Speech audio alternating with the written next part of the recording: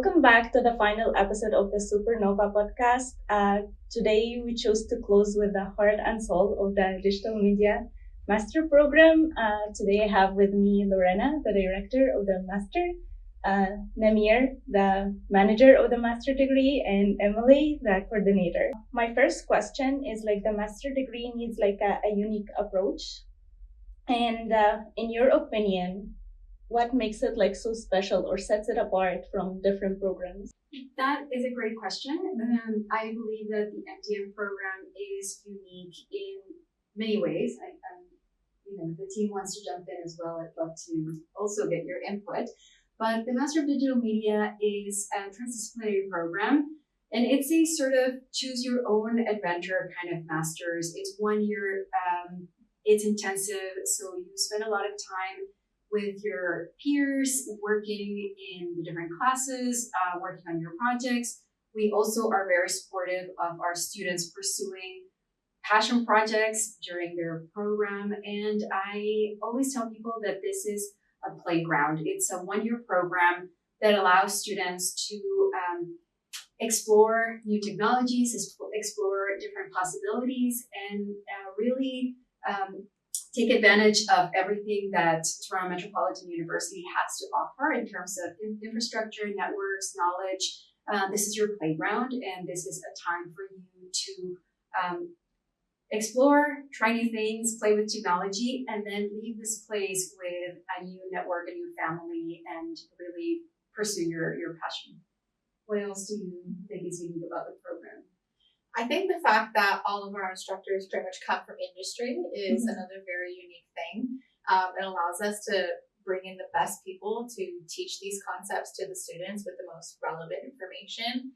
And I love your point about the choose your own adventure. I've never seen a master's degree that's so customizable. Usually it's 2+ years, there's breaks in between, you're stuck in one sort of curriculum that everyone's taking, and there isn't room to sort of try something new or try something you've never done before. I think that's also really special about the program, is that sort of 50-50 in terms of people who have digital media experience coming in and people who don't, which allows for some really cool projects to sort of be built as well, because everyone's sort of in this new learning environment, really trying something completely new. Well, I couldn't agree more. We come into the master program with a set of skill, and we move forward with a whole new journey.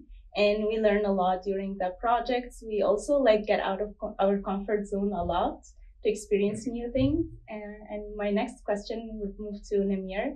So as someone who's been with us from start to end for the projects, what do you think is the most rewarding part of seeing the projects come to life?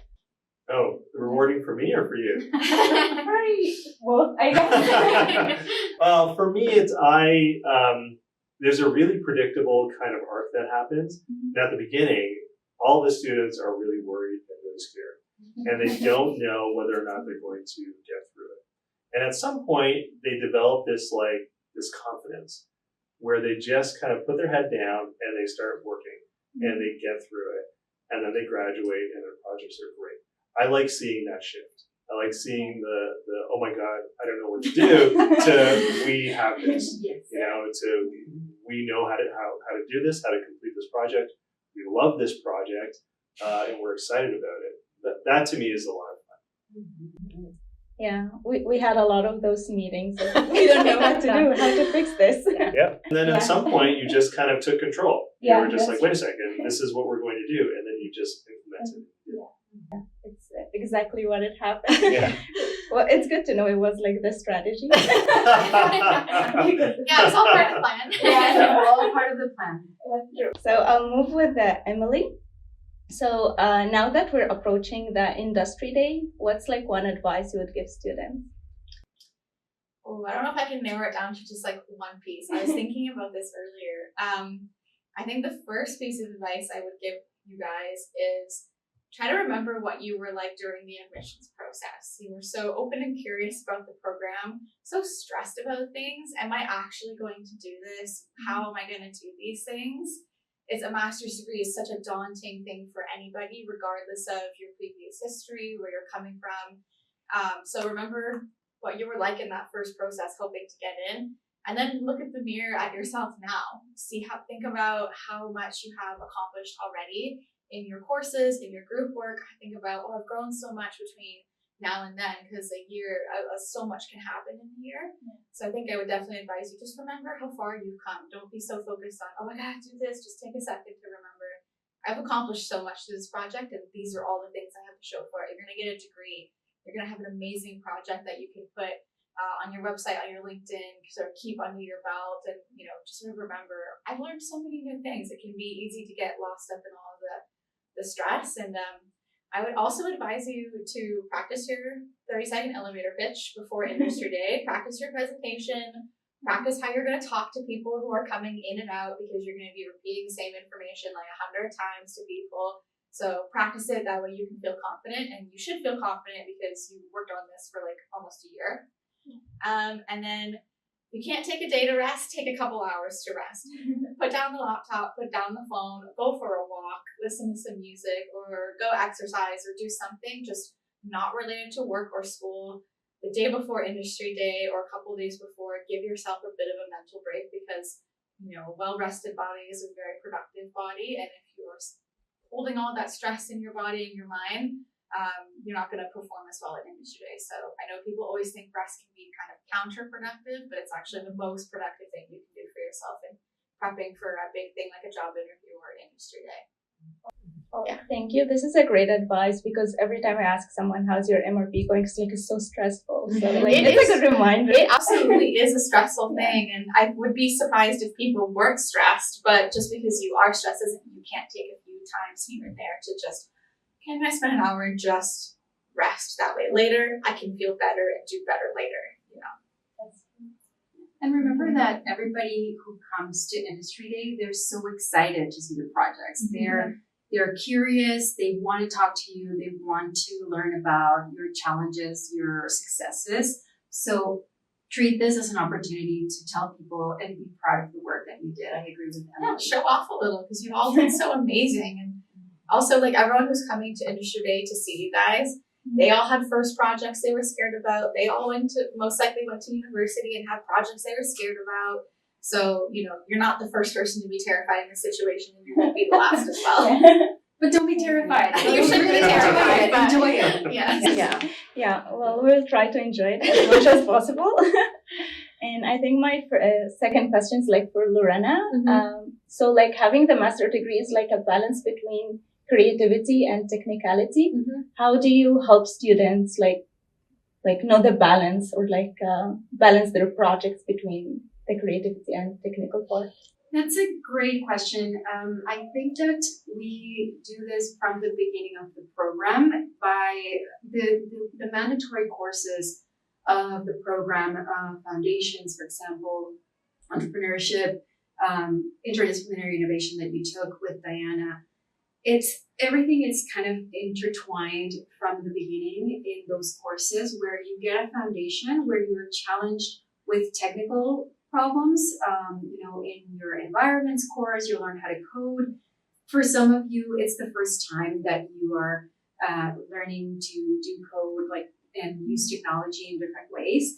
And you're then combining it with interaction design. And so everything is kind of layering one skill on top of another. And even if you don't we don't logically break it apart for you and saying, this is what we're doing, you are being guided through a process of thinking about not just the technological solution for it, but you're thinking about your users, you're thinking about creative problem solving, you're thinking about this interaction design, like how to make it look good. And so it's partly the courses and how you are guided through those courses, the faculty that Emily mentioned, where we have practitioners who are coming from like the video game industry, the entertainment industry, where a lot of the examples that you hear about and you see in your classes are combining a lot of creativity and artistic dimensions to them. And so it is a challenge to start thinking about those two worlds and how you put them together. But hopefully by taking those those courses and with the help of your instructors and your supervisors and your mentors, you're able to see problems in a different way. And that's one of the things that I really like about people who graduate from this program. They are, problem solvers, but they're also innovative and creative and trying to solve things in different ways, in innovative ways. What Namir mentioned about you taking ownership of those challenges and exploring as much as possible. We have no shortage of experts in the faculty, and so students who go out and find support, find mentorship, they ask for help in the library and with other faculty members to say, okay, what am I missing? What do I have to consider?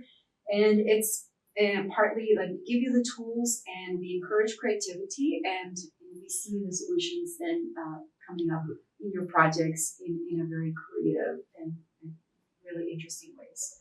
I wanted to hear if anyone else had anything to add to that, because you also see our students throughout the year. So is there anything you want to add? Yeah, I want to echo that one point you made where we're sort of giving you the tools and using real life examples, because it's sort of like this is a safe place to fail upward is what I like to call it, where if you're going to make a mistake, it's a safe place to make a mistake. It sort of mimics real life environments where things are thrown at you, where you're going to have to wear more than one hat in the workplace. We all do it. You might be doing creative tasks one day, technical tasks another day, administrative tasks another day. So sort of incorporating all those elements in terms of like into the curriculum, I think is a really good way to help get students more well-rounded skills as well, and not just one specific set that they come out with, where you can dabble in dabble in a few different things and then still have your niche, and it's a little bit more well-rounded in terms of the skills you come out with. I have a question for Namir. So, you have seen the program developing through the year. Mm-hmm. How do you think it has developed or evolved to meet the digital media market? Yeah, that's a really good question. I think the program initially was very focused on startup culture and entrepreneurship, which is still a part of our DNA and will always be part of our DNA. But we've tried to expand it a little bit to actually look at digital media creation, right? So a lot more practical skills, a lot more exposure to Unreal Engine, for example, or immersive technology. Giving students some actual hands-on skills, which we didn't have as much of before. And that's just a response to what's happening in industry, right?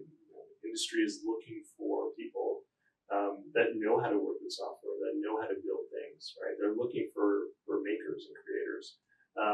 So I think that would be kind of the major shift between 2012 when the program started and now.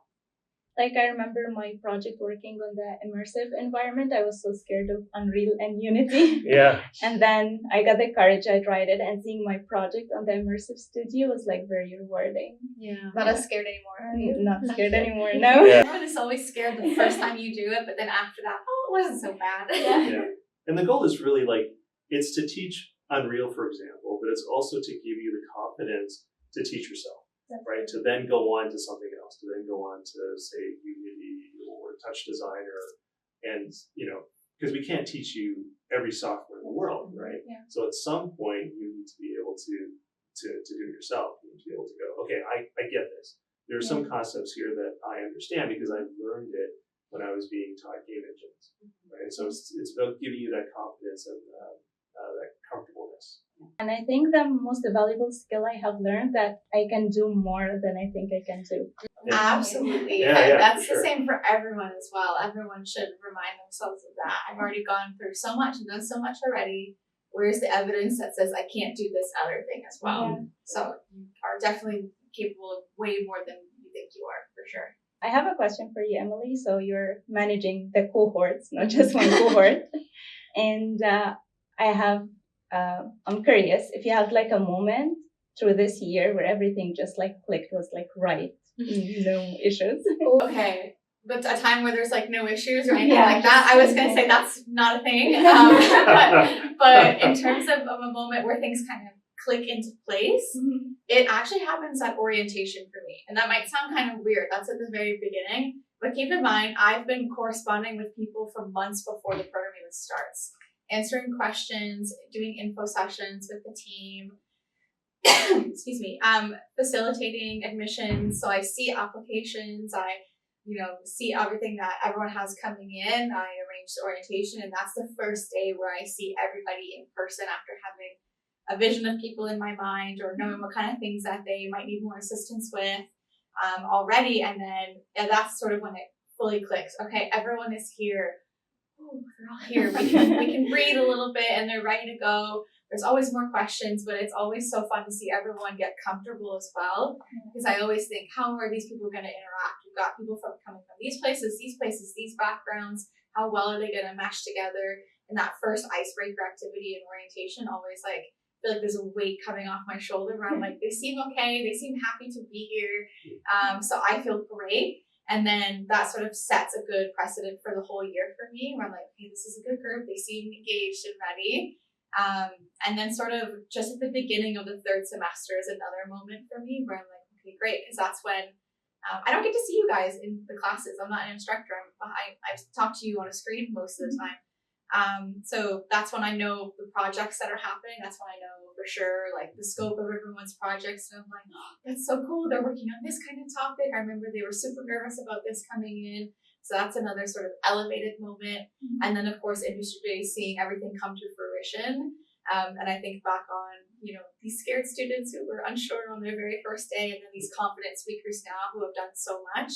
So it sort of happens in those 3 times. Those are my sort of couple moments throughout the year. And then, of course, there are always little moments in the hall when I see people, and that just sort of adds to the experience, or see them at events. So, that's sort of where it all comes from, I guess. Yeah. Well, can I add to that? Yeah, Because one of the ththings that I really enjoy seeing is when students organize things without us. When they invite us to a potluck, a holiday event or something, and we're invited. And I'm just amazed to see the organization, but also the cohesion in the group, where people, you come into the program not knowing anyone, and then you come out of the program with a little family, your new best friend, things like that. And it's so endearing to see the relationships that get formed, and how you don't have enough of each other. You're taking 5 classes in the semester together, and then you still want to do an event outside of school hours. And it's amazing to see how we have created this community that will live on after you graduate. So that's one of the things where it kind of really makes it all click. Absolutely. Yeah, that's true. For our cohort, because we're a very small cohort too, so we know each other personally, which is something great to have. My teammates have been I've been with them almost every day, so they're my sisters now. So yeah, we develop a lot of personal relationships, and I think they're gonna be in my life for a very long time. Yes, absolutely. Yes, absolutely. Yeah. Speaking as an alumni, they don't leave you. I catch it as 2019 or 2020 at the start of the pandemic, and Robin, Eileen, we still communicate almost every day and see each other on campus and meet for coffee and everything. So there's a phrase where it's MDM for life, and it's it definitely is a real thing. Well, I would like to thank you for your time and for being with us here. Thank you so much, and thank you for your effort. It's been very inspiring. It's a great program, and I speak with confidence, and on behalf of all my coworkers, teammates behind the camera, that we had really enjoyed the journey and the entire year. Thank you. Great. It's good. I'm glad to hear that. Thank you so much. Thank you for having us.